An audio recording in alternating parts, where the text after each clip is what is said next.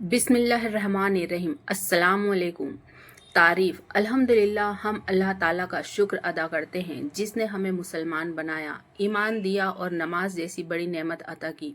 भाइयों और बहनों, सोचिए अगर अल्लाह हमें नमाज का हुक्म ना देता तो हम गुनाहों से कैसे बचते, दिल का सुकून कैसे मिलता। कुरान से नमाज की अहमियत। अल्लाह ताला कुरान में फरमाता है, नमाज कायम करो, ज़कात अदा करो और रुकू करने वालों के साथ रुकू करो। भाइयों और बहनों, कुरान करीम में नमाज का जिक्र सैकड़ों बार आया है। यह कोई मामूली चीज़ नहीं बल्कि यह इस्लाम की रीढ़ की हड्डी है। रसूलुल्लाह सल्लल्लाहु अलैहि वसल्लम की हदीस है। रसूलुल्लाह सल्लल्लाहु अलैहि वसल्लम ने फरमाया, नमाज दीन की बुनियाद है। क़यामत के दिन सबसे पहले नमाज का हिसाब होगा। जो शख्स 5 वक्त की नमाज पाबंदी से पढ़ेगा, अल्लाह उसके लिए जन्नत का वादा करता है। रसूलुल्लाह फरमाते हैं, नमाज मेरी आंखों की ठंडक है।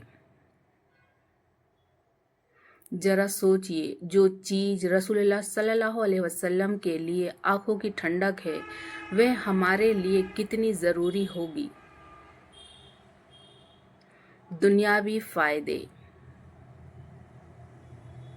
भाइयों और बहनों, नमाज सिर्फ आखिरत के लिए नहीं बल्कि दुनिया में भी हमारे लिए रहमत है।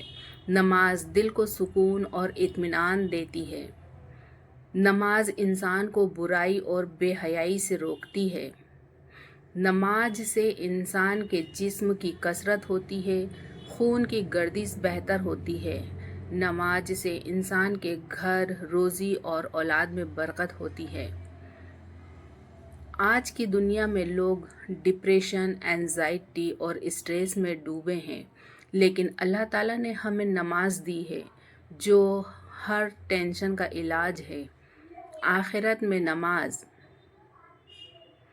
क़यामत के दिन सबसे पहले हिसाब नमाज का होगा। रसूलुल्लाह सल्लल्लाहु अलैहि वसल्लम ने फरमाया, अगर नमाज सही हुई तो बाकी अमल भी सही होंगे और अगर नमाज ख़राब हुई तो बाकी अमल भी ख़राब होंगे। भाइयों, ज़रा सोचिए, अगर नमाज ही सही ना हुई तो हमारे रोज़े, ज़कात और हज किस काम के होंगे। जन्नत में एक दरवाज़ा होगा, बाबुस्सलाह, जो सिर्फ नमाजियों के लिए होगा। क्या हम चाहते हैं कि उस दरवाजे से दाखिल हो या बाहर रह जाएं? सजदा, अल्लाह से नज़दीकी।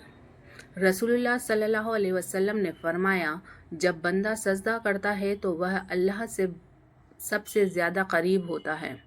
भाइयों और बहनों, जब हम सजदा करते हैं तो हमारी पेशानी, हमारी नाक, हमारे हाथ और पाँव सब अल्लाह की बारगाह में झुक जाते हैं। यह इंसान के अंदर से तकब्बुर निकाल देता है। नमाज छोड़ने की बर्बादी।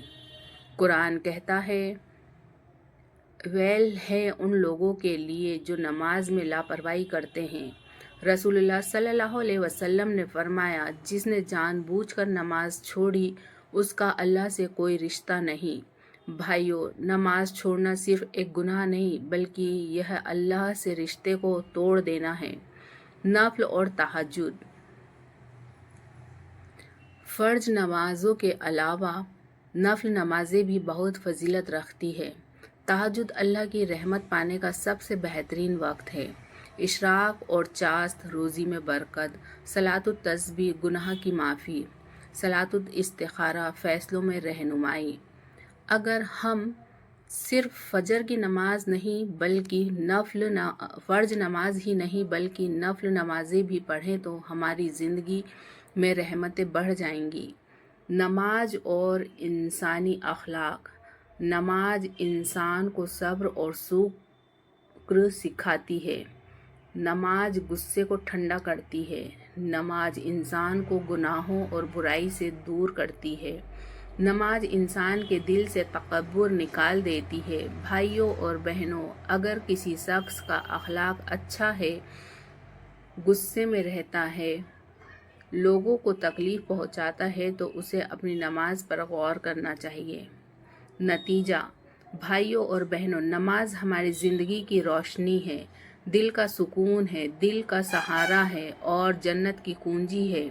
جو شخص نماز کی پابندی کرے گا اللہ تعالیٰ اسے دنیا میں بھی کامیابی دے گا اور آخرت میں جنت عطا کرے گا، لیکن جس نے نماز چھوڑی اس نے اپنی زندگی برباد کر دی۔ اس لیے ہمیں چاہیے کہ ہم اپنی اور اپنی اولاد کی نماز کی پابندی کریں اور دوسروں کو بھی اس کی دعوت دیں۔ دعا: اے اللہ، ہمیں نماز کی حفاظت کرنے والا بنا دے، ہمارے دلوں کو نماز سے جڑا رکھ، ہماری اولاد کو نماز کا پابند بنا اور ہمیں جنت الفردوس میں نمازیوں کے ساتھ داخل فرما۔ آمین۔